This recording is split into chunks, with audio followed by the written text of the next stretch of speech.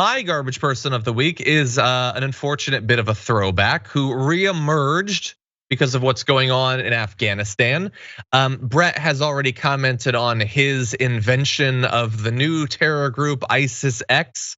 But we just had this terrible attack in Kabul, and we're 2 weeks away from the 20th anniversary of 9/11. And so here is what former President Donald Trump decided to say at this point. This is al-Baghdadi, and then of course Soleimani. Now, just so you understand, Soleimani is bigger by many, many times than Osama bin Laden. The founder of ISIS is bigger by many, many times, al-Baghdadi, than Osama bin Laden. Osama bin Laden had one hit, and it was a bad one in New York City, the World Trade Center. But these other two guys were monsters. They were monsters. And I kept saying for years, why aren't they getting them? For years I said it. I got them. The press doesn't talk about it. They don't talk about it because they don't want to talk about it. You talk about it. I do. A little bit. Look at al-Baghdadi. He was the founder of ISIS. We took him out. Nobody could find him for 15 years. Far bigger than Osama bin Laden. Far bigger. Osama bin Laden bad, and he hit, the World Trade Center, and it was a horrible thing. But al-Baghdadi was. Okay, so just to be clear, that was two different videos. On Hugh Hewitt, Trump talked about how the terrorists he got were so much worse than this mediocre bin Laden guy who only had one hit. We'll return to that. And then he was on Fox News talking about it yet again. He cannot stop talking about it in advance of 9/11, that nobody cares about bin Laden. These other guys are monsters, presumably bin Laden not a monster. And so total garbage. As we always say, can you imagine if Ilhan Omar said that bin Laden only had one hit, so who cares? We're not talking about a musical act. We're not talking about Friday.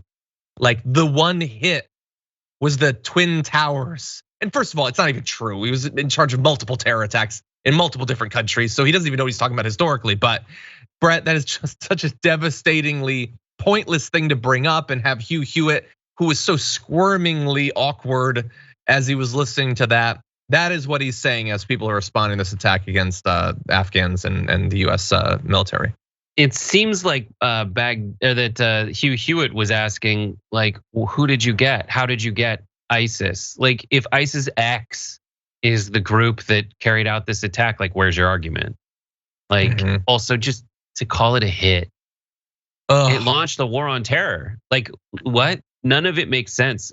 I don't, and that's his thing. As I've said for years on the show, he just kind of says stuff that sounds like what people who don't really know what they're talking about would complain about, specifically the way they'd complain about it if the destination is not to actually find the answer or figure out a solution, but rather just to feel right while complaining and getting someone else to go, yeah. But in that case, Hugh Hewitt just wanted to move on. He knows. Tried to talk a couple times because it's so cringeworthy. The only thing Trump cares is people believing that he's cooler because he got someone worse. And Trump either knows that it doesn't matter or can't tell how much of his raw core psychology he's revealing, that he's flashing to all of us. You can hear what he said there and know everything about who he is as a person. And again, he either doesn't know that he's doing that or doesn't care because he's never really been punished for being so fundamentally pathetic.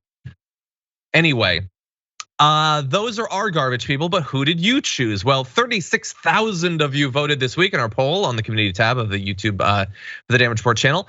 And so here are the top 5. Coming in at number 5 with 3% of the vote, Larry Elder, for his long history of misogynistic comments.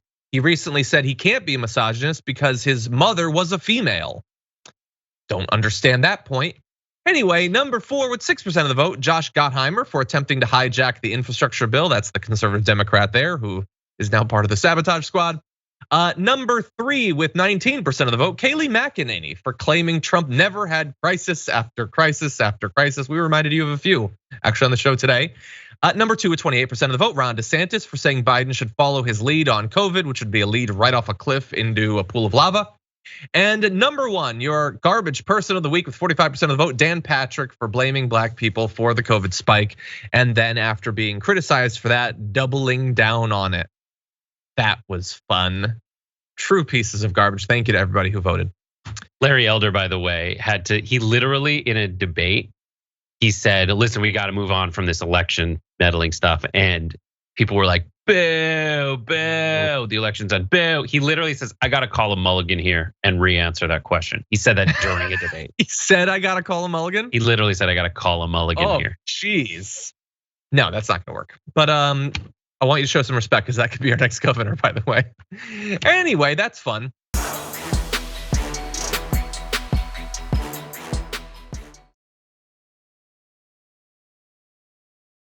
For more political news, breakdowns, interviews, stories of activism, and me trying my hardest to care about the occasional big celebrity news story, subscribe to our YouTube channel at youtube.com/The Damage Report. And you can ring the bell wherever it is so you don't miss anything.